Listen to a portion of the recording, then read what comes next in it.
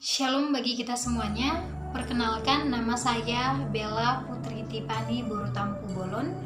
Saya salah satu mahasiswi dari Sekolah Tinggi Teologi Abdi Sabda Medan. Saya duduk di tingkat 4B Teologi. Dan di sini saya ingin menjelaskan bagaimana teknologi dan media pengajaran di dalam gereja serta peranannya dalam pertumbuhan jemaat Tuhan atau membangun tubuh Kristus. Perihal mengenai tugas ujian akhir semester daripada dosen pengampu saya, yakni itu dosen Dr. Setia Ulina Buru Tarigan dengan mata kuliah teknologi dan media pengajaran.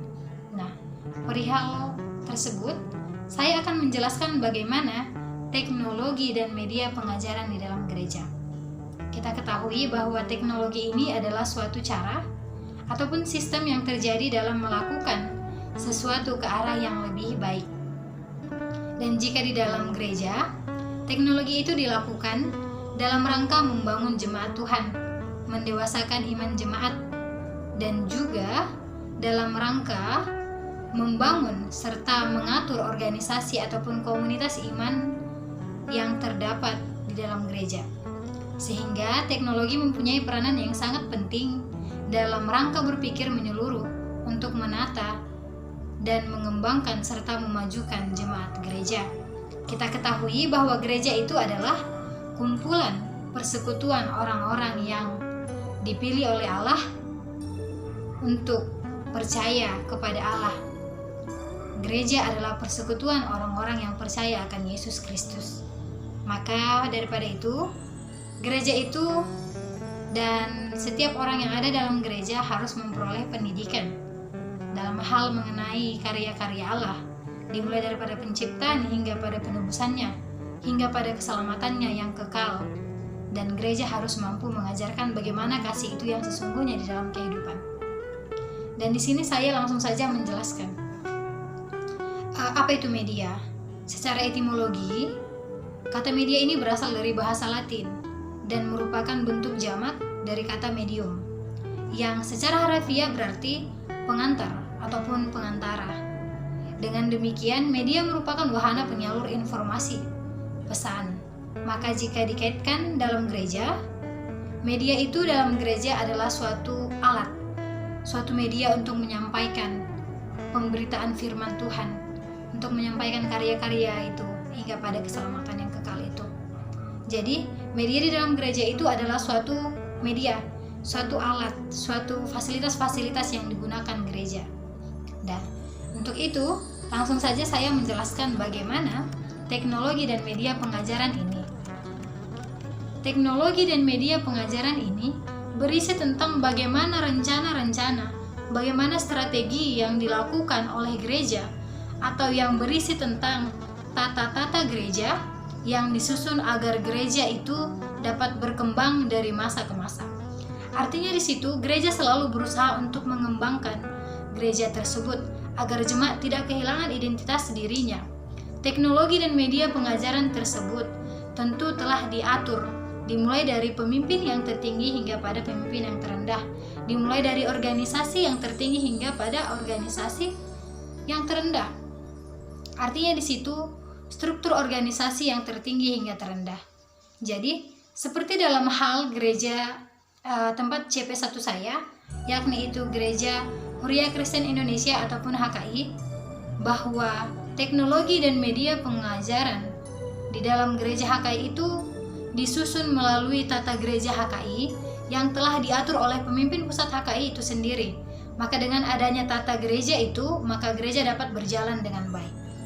Nah, karena ketika tata gereja itu sebagai arahan bagi pemimpin tingkat atas hingga tingkat yang terendah, jika dilakukan dengan baik dan dapat berjalan dengan baik, maka gereja itu akan menyadari jati diri identitasnya sebagai gereja, dan teknologi itu dapat berjalan dari pergumulan jemaat.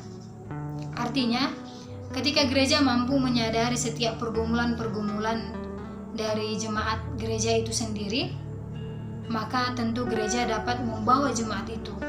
Gereja harus dapat membawa jemaat itu keluar dari pergumulan itu, keluar dari kegelapan itu, menuju pada terangnya, yakni itu Yesus Kristus itu sendiri. Dan kita ketahui sistem organisasi yang ada di dalam gereja dapat berjalan dengan baik karena adanya strategi gereja yang telah disusun jauh-jauh hari, dan rencana strategi itu disusun secara bersama, tidak hanya dengan sepihak saja, namun strategi rencana di dalam gereja itu, yakni di HKI, disusun secara bersama-sama dan diputuskan secara bersama-sama, karena yang akan melakukannya itu adalah semua jemaat, semua pemimpin gereja. Demikianlah strategi dalam gereja HKI. Dan juga adanya visi misi HKI juga adalah sebagai salah satu langkah awal yang harus dilaksanakan dalam menyusun strategi suatu organisasi di HKI. Berangkat dari visi misi itulah segala rencana yang akan dilakukan di HKI akan mencapai sesuatu yang diharapkan, sesuatu yang dicita-citakan oleh gereja itu sendiri. Untuk mencapai itu HKI perlu merumuskannya guna memberikan suatu arahan yang lebih konkret dan yang lebih jelas yang akan ditempuh di setiap langkah yang akan dilaksanakan oleh organisasi. Artinya di situ HKI harus mampu memberikan jawaban atas dan juga masukan-masukan atas setiap pergumulan-pergumulan yang dimiliki oleh jemaat guna menolong jemaat atas pergumulan itu. Dan yang ingin saya katakan, melalui daripada visi misi itulah yang merupakan rangkuman tugas dan panggilan Huria Kristen Indonesia ataupun HKI untuk menyelamatkan umat manusia memperoleh kehidupan yang kekal itu, sebagaimana yang diamanatkan oleh Tuhan Yesus Kristus itu sendiri, yakni juru selamat kita itu. Dan sehingga melalui visi misi HKI ini, HKI mempunyai sistem dan nilai-nilainya tersendiri, karakter ataupun sikap ataupun kultur budaya yang dianut, dan merupakan nafas bagi organisasi itu dalam menjalankan dan mewujudkan visi misinya. Melalui HKI ini mampu menjalankan teknologi dan media-media yang ada di dalam gereja.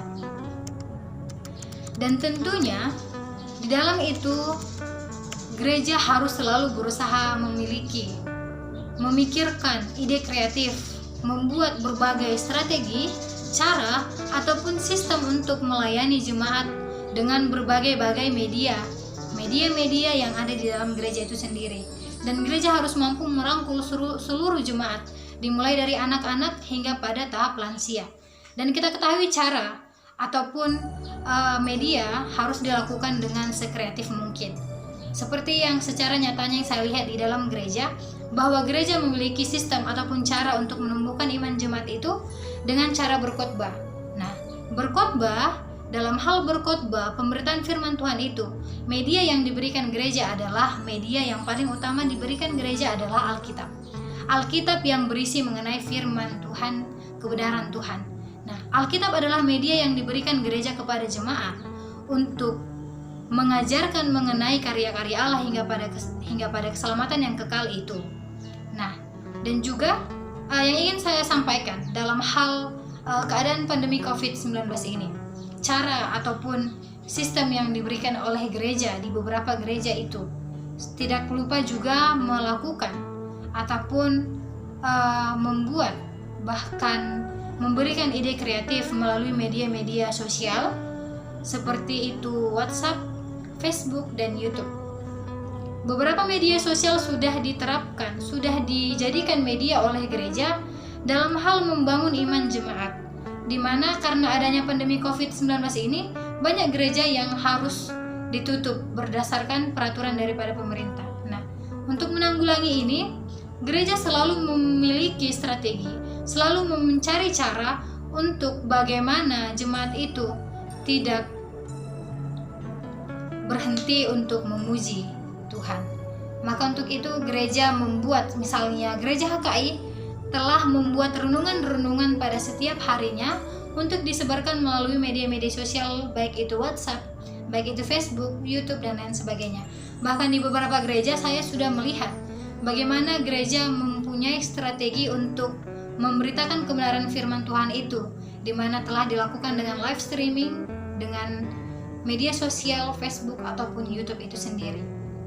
Artinya di situ gereja memiliki banyak cara, banyak sistem, teknologi dan media selalu digunakan oleh gereja itu sendiri dalam hal membantu mendewasakan jemaat gereja itu sendiri untuk selalu kuat iman.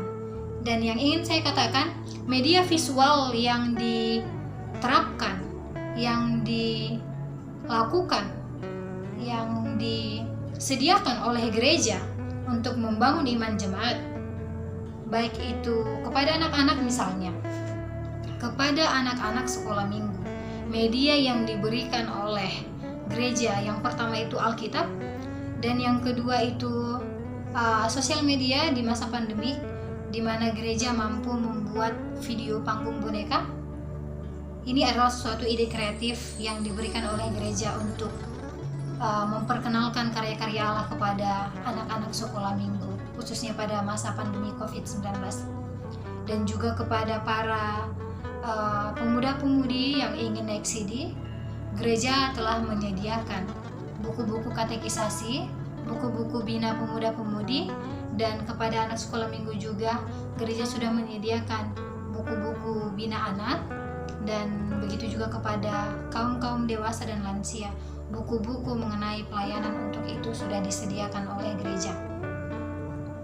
Dan juga mengenai pertumbuhan iman jemaat yang saya lihat sudah cukup baik dengan banyaknya strategi dan ide kreatif yang diberikan oleh gereja kepada seluruh jemaat.